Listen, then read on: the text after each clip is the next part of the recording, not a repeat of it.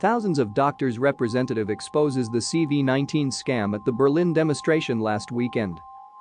Almost 2 million people gathered to protest against a CV-19 government measures.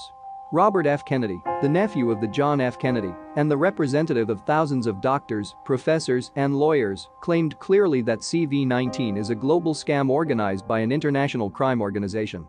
I'm here in Germany acting as a medical doctor of Robert Kennedy, and I just would like to announce his voice is not related to any virus or something. He has not COVID-19 something. It's a long-lasting physical voice disease, just to say this. So he is, his health is very intact, and we are proud to have him here with us. So tomorrow there will be a very big crowding, like in the 1st of August. This was the biggest in Europe. And tomorrow it's going to be much bigger, because we are standing here all together to try to tell the truth to the people. Hi, I'm Robert F. Kennedy Jr. Excuse my voice, which should get better as I talk. And let me explain to you a little bit about the journey that brought me here. I run the biggest water protection group in the world. It's called Waterkeeper Alliance. And back in the early 2000s, I was suing big coal-burning power plants in the United States for discharging mercury. At that time, and my only concern was the impact of the mercury on fish and on human health of the human beings who ate the fish. Around that time, it came to my attention that there was also large amounts of mercury in vaccines, much larger exposures to children than any child would ever get from eating fish. And so I began to address that, and we started an organization that was trying to have a very limited scope, which was trying to remove the mercury from vaccines. Little by little, I came to understand that there were larger problems with vaccines. And the central problem, and the one we were most deeply concerned with, was that vaccines in the United States were not safety tested. They have an exemption that is not available to any other medical product. And that exemption, which most people cannot even believe, is an artifact of CDC's legacy as the Public Health Service, which was a quasi-military agency. And at the time that the vaccine system, the vaccine program was launched, the purpose was a national defense purpose, and they wanted to make sure that vaccines could be quickly formulated and deployed in order to derail attacks by foreign countries with biological substances. So they removed the regulatory impediments, including the necessity to test vaccines, to safety test vaccines against placebos. And so my very narrow purpose in starting the Children's Health Defense was to address this problem and get vaccines properly safety tested. Because if they're not safety tested, nobody can tell you with any medical authority whether that vaccine is injuring more people than it's saving. And yet, as we continued on with this advocacy, it became very clear that there were other problems as well. There was problems with the corruption in our political system. The pharmaceutical companies had not only corrupted our politicians with huge amounts of lobbying money, they had captured the agencies that are supposed to protect Americans from public health threats, the CDC, the FDA, the HHS. They had captured the press in our country. Huge influxes of advertising dollars, which had neutralized the press, and they had effectively subverted American democracy by neutralizing all of those institutions that the founding fathers of our nation had created to stand between a greedy corporation and a vulnerable child. The Congress had been corrupted. The regulatory agencies were captured. They had become sock puppets for the industry they're supposed to regulate.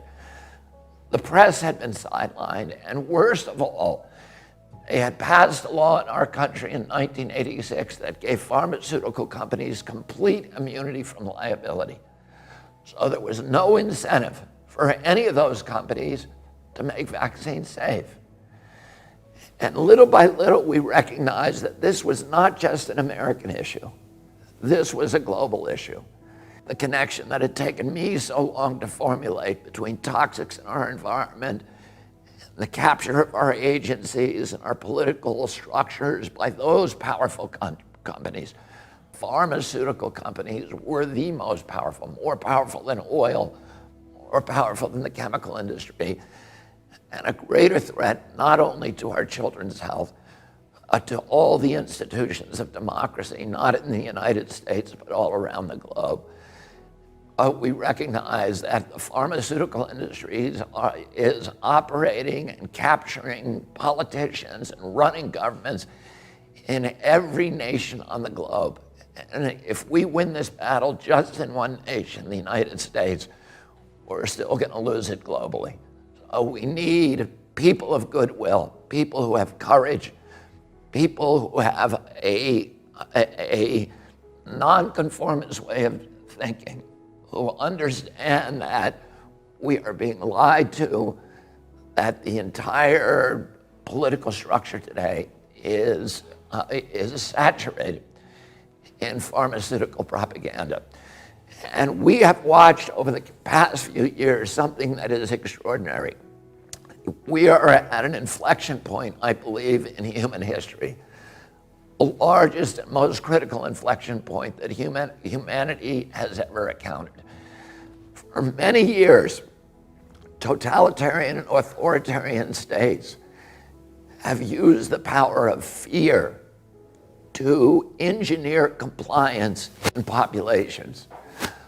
I grew up understanding what happened in World War II in our country, and during the Nuremberg trials, Hermann Goering was asked by the prosecutor, how did you make the German people comply? And Goering said, it's not just Germany. This works in any country, whether it's a fascist country or a communist country or a monarchy or a democracy. All the rulers need to do is to tell people that there's something they need to be fearful of, to point a finger at that source of their fear. And you can make human beings do anything you want. You can make them go to slaughter like sheep. You can make them obey. During the same Great Depression that spawned Adolf Hitler, we were very lucky in our country that we had a leader, Franklin Roosevelt. And he said, the only thing we have to fear is fear itself. He understood that fear would drive us into totalitarianism.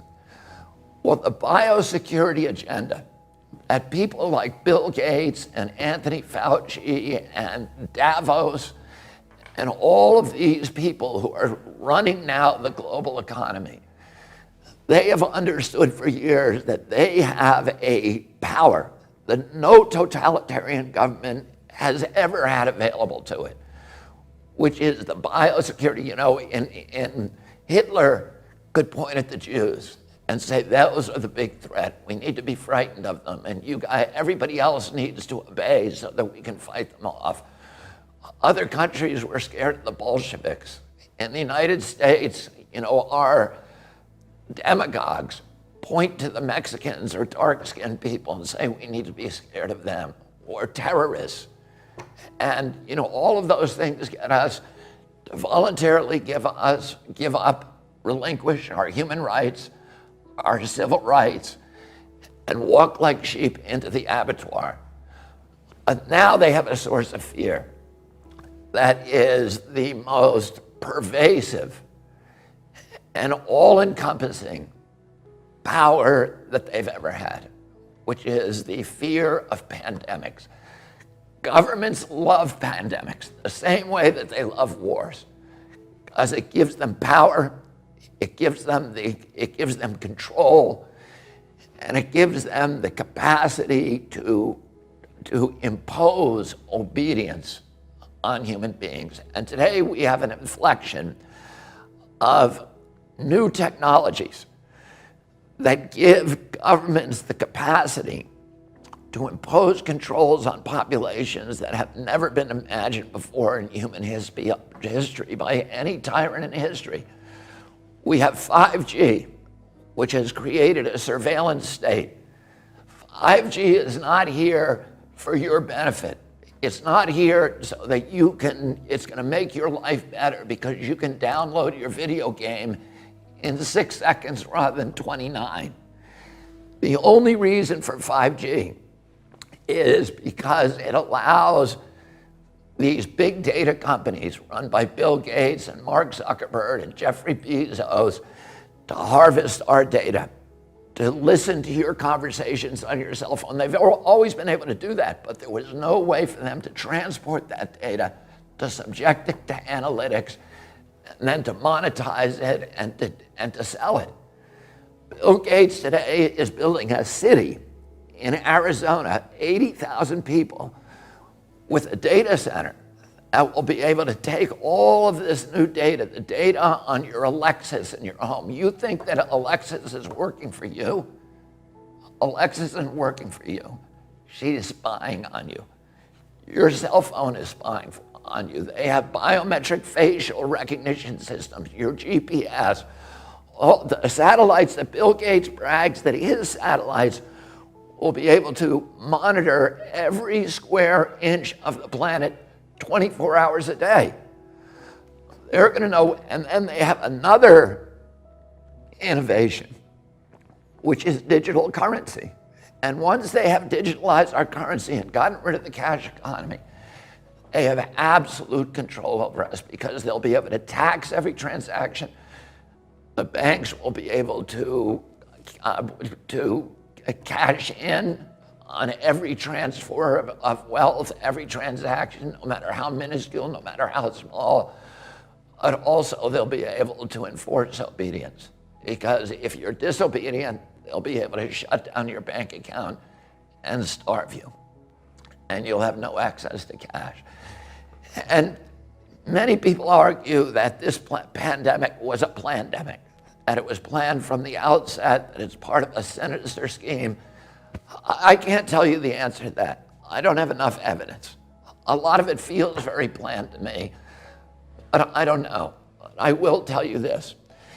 If you create these mechanisms for control, they become weapons of obedience for authoritarian regimes, no matter how beneficial or innocent the people who created them. Once you create them, they will be abused. 100% guarantee that they will be abused. And all of the people who are out on the street now, who are arguing with this new imposition that we're seeing all around us of authoritarian control, of people being told, wear your mask. And you know, I think everybody in Europe, everybody in Germany, everybody in the United States, if they were told, here's why you should wear a mask, here's the science that says it will help, here is the science that says it works, that you will stop transmission to other people, everybody would wear it with no problem. What we know is that we're not being dealt with honestly. We're being told, this is the science. But it's not, it's an appeal to authority. It's science because Tony Fauci and Bill Gates tell us it's science. We want to see the studies. We want to see the studies on hydroxychloroquine. We want to see the studies on whether the lockdown is killing more people than the coronavirus. We want to see real science and real risk assessments. And we are not going to take the word. My father told me when I was a child, people in authority lie. And we all, if we are going to continue to live in a democracy, we need to understand that people in authority lie. People in authority will abuse every power that we relinquish to them. And right now, we are giving them the power to micromanage every bit of our lives 24 hours a day. They're going to know where we are. We're going to know the money that we spend. They're going to have access to our children. They're going to have the right to compel unwanted medical interventions on us. The Nazis did that in the camps in World War II. They tested vaccines on gypsies and Jews. And the world was so horrified after the war, we signed the Nuremberg Charter. And we all pledged when we do that, we would never again impose unwanted medical interventions on human beings without informed consent. And yet in 2 years, all of that conviction has suddenly disappeared. And people are walking around in mass where the science has not been explained to them. They are doing what they're told. They are these government agencies are orchestrating obedience. It is not democratic. It's not the product of democracy. It's the product of a pharmaceutical-driven biosecurity agenda that will enslave the entire human race and plunge us into a dystopian nightmare where the apocalyptical forces of ignorance and greed will be running our lives and ruining our children and destroying all the dreams and dignity that we hope to give to our children. And the launch of this organization, Children's Health Defense in Europe, is a beachhead. It's an announcement to the world that we are not going to take it. We are building institutions to fight your institutions.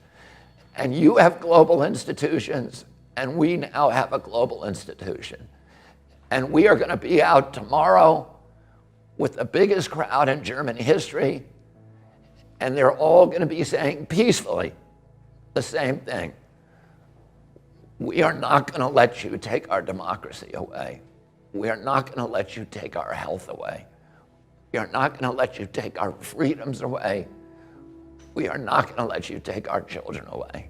And I'm very proud of the people that I'm sitting at this table with, who are people who have the courage to challenge, to speak truth to power, and to think independently, and to break away from the orthodoxies that are enslaving so much of the human race.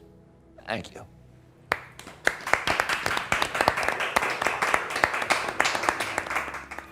Back at home in the United States, the newspapers are saying that I came here today to speak to about 5,000 Nazis. Zu Hause in den Vereinigten Staaten behaupten die Zeitungen, ich wäre hierher gekommen, um mit 5.000 Nazis zu reden. And tomorrow, they're going to report that yes, I was here and I spoke to maybe 3,000 to 5,000 Nazis. Und morgen werden sie genau das berichten, dass ich zu etwa 83 bis 5.000 Nazis geredet haben werde. But I look at this crowd and I see the opposite of Nazism. Und wenn ich in die Menge schaue, sehe ich das Gegenteil von Nazis. I see people who love democracy. Ich sehe Menschen, die Demokratie lieben. People who want open government. Menschen, die eine offene Regierung wollen. People who want leaders that are not going to lie to them. Menschen, die Anführer haben wollen, von denen sie nicht belogen werden.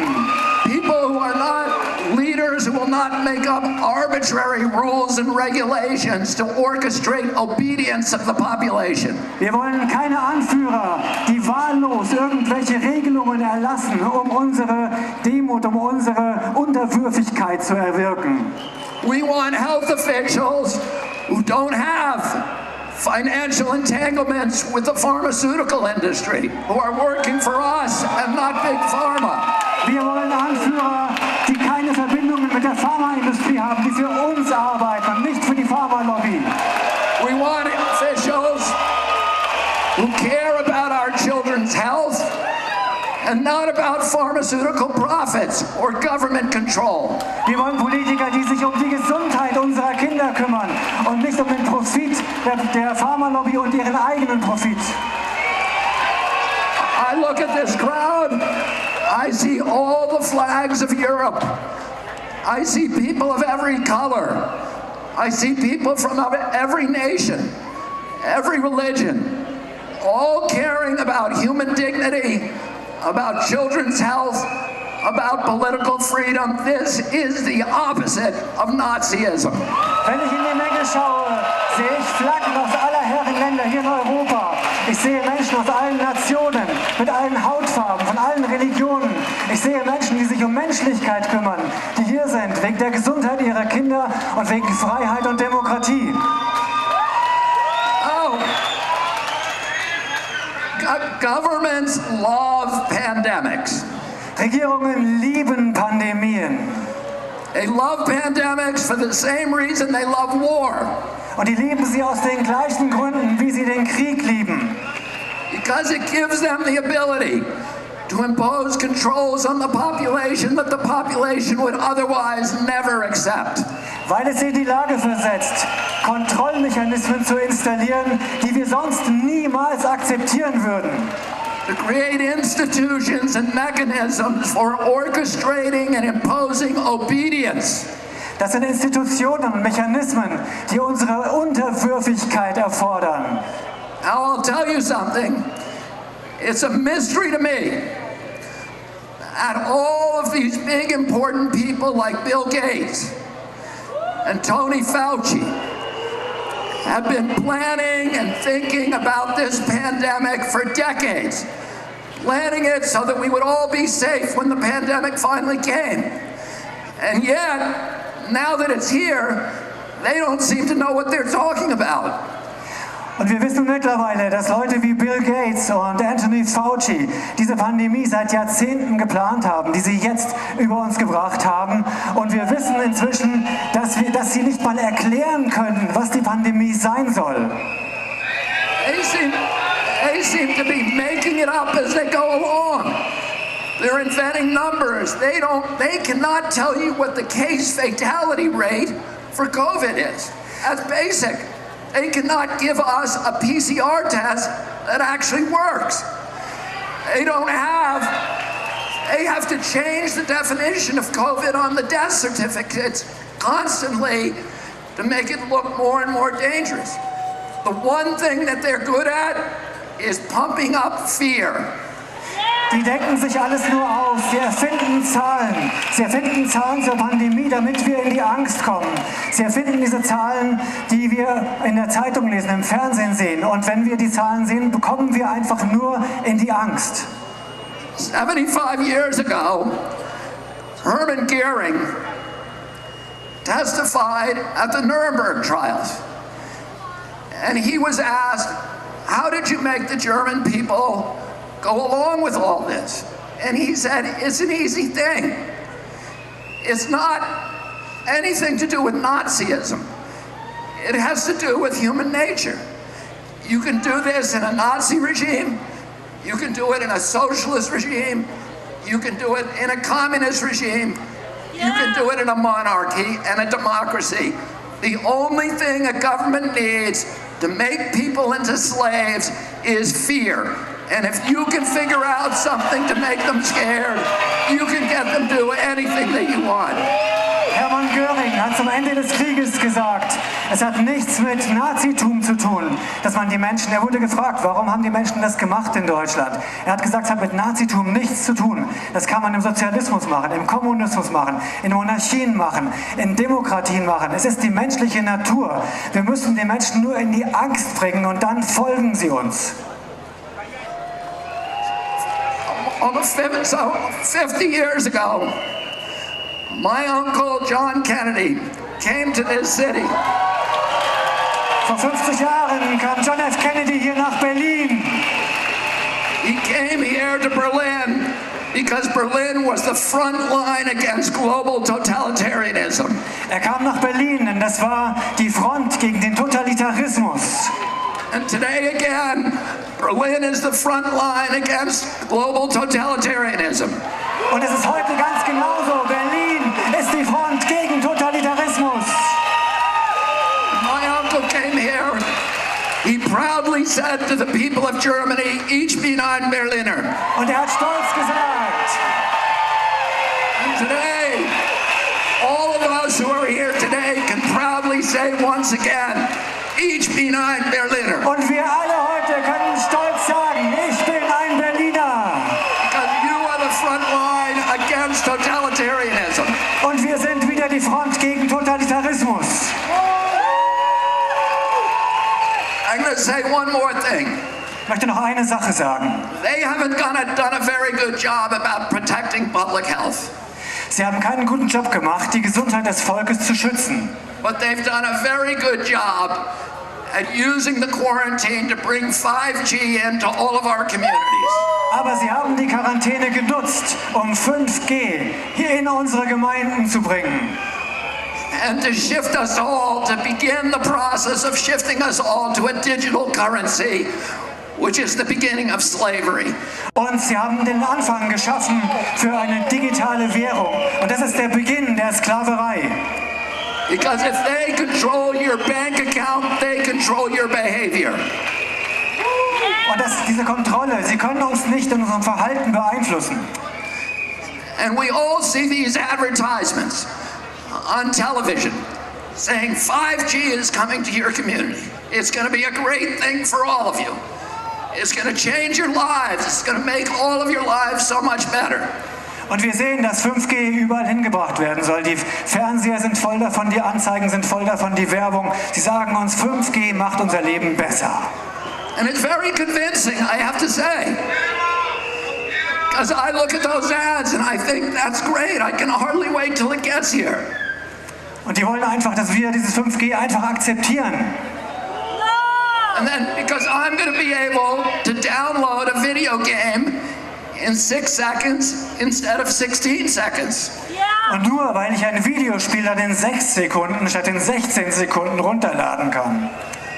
And is that why they're spending $5 trillion on 5G? Und sie geben Milliarden, Billionen von Dollars aus für 5G?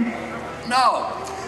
The reason is for surveillance and data harvesting. It's not for you and me. It's for Bill Gates. It's for Jeffrey Zuckerberg. And it's for Bezos and all of the other billionaires. Und es geht nur um Überwachung und Datensammeln. Es ist für Bill Gates und seine Freunde und nicht für uns. Bill Gates says that his satellite fleet will be able to look at every square inch of the planet 24 hours a day. Und mit seinen Satelliten kann Bill Gates jeden Quadratzentimeter des Globus beobachten. But that's only the beginning. He also will be able to follow you on all of your smart devices through biometric facial recognition, through your GPS. You think that Alexis is working for you. No! She isn't working for you. She's working for Bill Gates, spying on you. Und sie nutzen das, um uns auszuspionieren mit der Gesichtserkennung. Die ganzen Smart Devices, es ist nicht für uns. Es ist nur für die Überwachung und für die Datensammlung. And the pandemic is a crisis of convenience for the elites who are dictating these policies. Diese Pandemie kommt der Elite zu Pass, damit sie uns alles diktieren kann, was sie will. It gives them the ability to obliterate the middle class, to destroy the institutions of democracy, to shift all of our wealth from all of us to a handful of billionaires to make themselves rich by impoverishing the rest of us. Und sie nutzen die Pandemie, um uns zu überwachen, um uns zu kontrollieren, komplett zu kontrollieren und um den gesamten Wohlstand von der Bevölkerung zu einer Handvoll weniger aus der Elite zu transferieren. And the only thing between them and our children is this crowd that has come to Berlin.